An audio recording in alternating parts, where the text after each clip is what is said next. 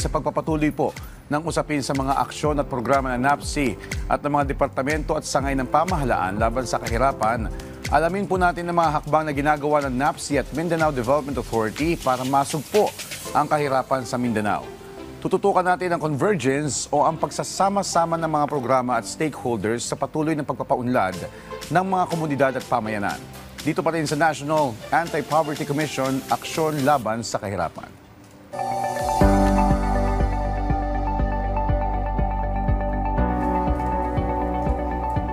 Makakakwentuhan natin ngayon dito sa ating programa si Assistant Secretary Romeo Montenegro mula sa Mindanao Development Authority upang talakayin ang pangunahing mandato ng Mindanao Development Authority o MINDA at kung paano nakatutulong ito upang labanan ng kahirapan sa Mindanao. Good morning. Welcome po sa Rise Good and morning, Shine Pilipinas. Sir, Asek, ano po yung pangunahing mandato ng Mindanao Development Authority o ng MINDA? At from your perspective, sa anong paraan po ito nakakatulong para labanan ng kahirapan, particularly sa Mindanao? Ang Mindanao Development Authority ay isinagawa sa pamamagitan ng RA 9996 noong 2010 at inatasan itong pag-isahin ang iba't ibang plano, polisiya, programa ng iba't ibang ahensya ng gobyerno para upang magkaroon ng mas pinaigting na pagpapatupad ng mga programa na naaayon sa pangangailangan ng mga taga Mindanao. Alright. Sa ngayon po, kumusta po ang estado ng poverty sa Mindanao? Bagamat mas mataas pa rin versus national average ang antas ng kahirapan sa Mindanao. But ayon sa pinakahuling datos ng ating Philippine Statistics Authority, ito'y nagtala ng significant reduction or pagbaba ng poverty incidence na mula sa antas na 35% noong 2012, bumaba ito ng 24%. Pinakamalaki ang naitalang pagbaba ng poverty incidence, lalo-lalo na sa BARM region. Mula 55% poverty incidence noong 2012, bumaba ito to 32% noong 2023. Ito ay nagpapakita lamang ng mga pagbabagong nangyayari, lalo-lalo na sa BARM region. So 35 to 24, then 55% to 32%. So that's good news. Sa usapin po ng programa, meron po kayong ginawa sa nagdaang Mindanao Development Forum, inilunsad niyo yung programang Building a Better Mindanao. Ano po yung pangunahing layunin ng programang ito at ano-ano po yung mga initiatives na sakop po nito? Ang Building a Better Mindanao or BBM program ay inilunsad ng MINDA upang mapag-isa ang iba't ibang programa at proyekto ng ating mga ahensya ng gobyerno, lalo-lalo na sa mga isinusulong na proyektong agad-agad may koneksyon doon sa paglaban sa kahirapan. Ang pinakamahirap na sektor sa Mindanao ay agriculture, lalo-lalo na mga farmers natin at fisher folks. Okay. Sapagkat ayon ito sa kakulangan ng infrastruktura, ng transportasyon at ng enerhiya at kung saan nagkakaroon ng limited opportunity para maiangat ang value or halaga ng ating production. Okay. Kaya sa Building a Better Mindanao, isinusulong natin ang pagpapabilis ng pagpapatayo ng mga infrastruktura sa Mindanao. Tulay, daan, na kung saan kumukonekta sa ating production areas, doon sa value-adding centers at doon sa ating export gateways.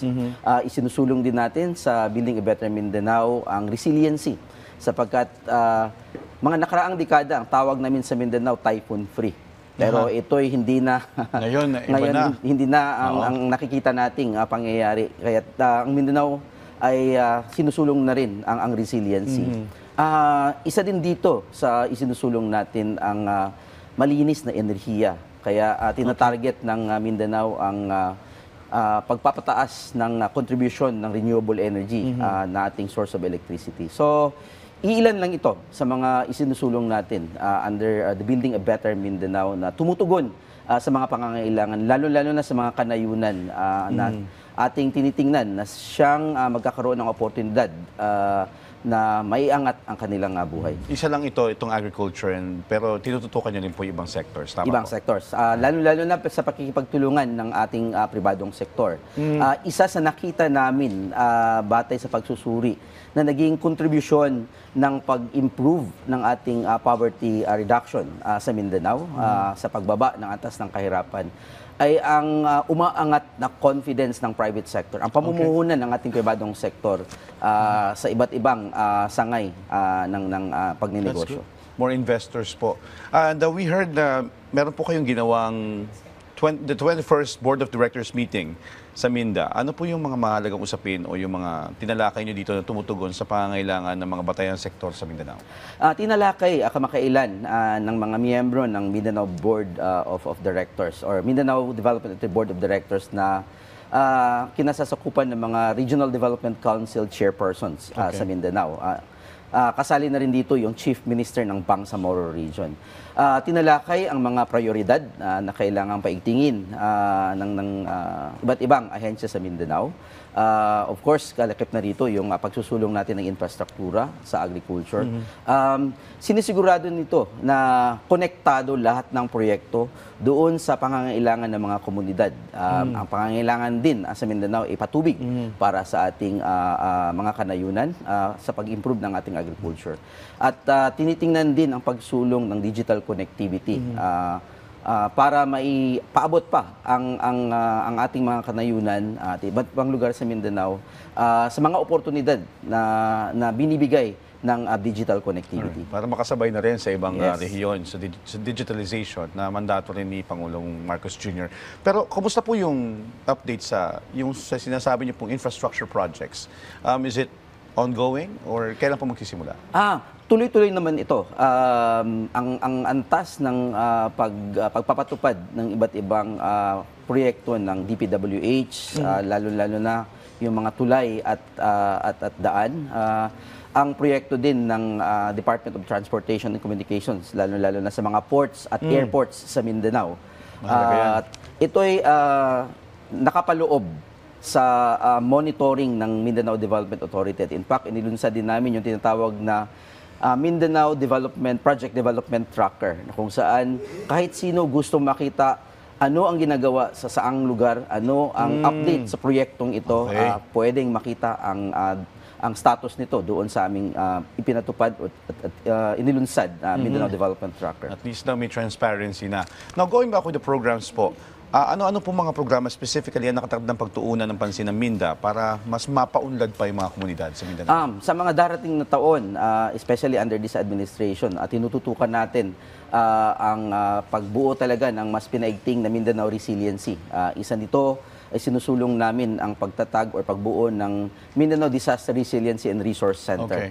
Meron kasi nito sa Visayas and Luzon, wala sa Mindanao. At sa nakikita nating mga pagbabago ngayon sa takbo ng panahon, sa klima, kinakailangan itong itaguyod sa Mindanao para handa ang ating bawat LGUs, ang bawat komunidad sa mga anumang mangyayaring sakuna dala ng effects ng climate change.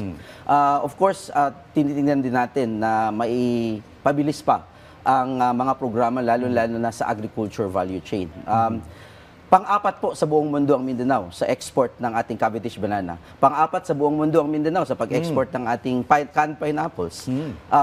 Pangatlo sa mundo ang Mindanao sa pag-export ng ating seaweeds.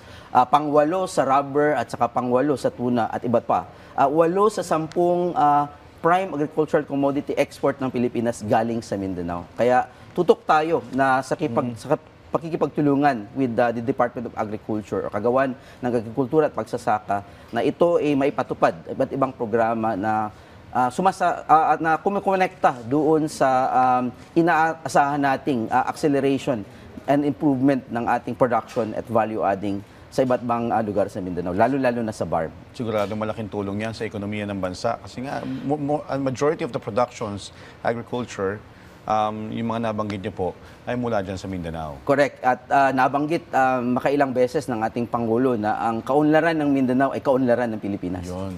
Ito po, gaano po kahalaga from Minda's perspective yung convergence o yung pagkakaisa at pagtutulungan ng iba't ibang sektor ng lipunan sa epektibong pagsugpo sa kahirapan sa Mindanao at sa buong bansa?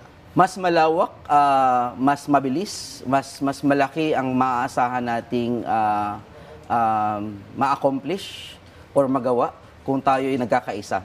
Kung bawat ahensya ng gobyerno may isang development agenda na isinusulong at konektado ang galaw ng bawat kagawaran at kumukonekta ang bawat proyekto doon sa isinusulong natin na iisang development agenda. Yan yung kahalagahan ng convergence na isinusulong ng Mindanao Development Authority doon sa Mindanao, lalo-lalo na sa Bangsamoro Region. Alright, magandang balita po yan.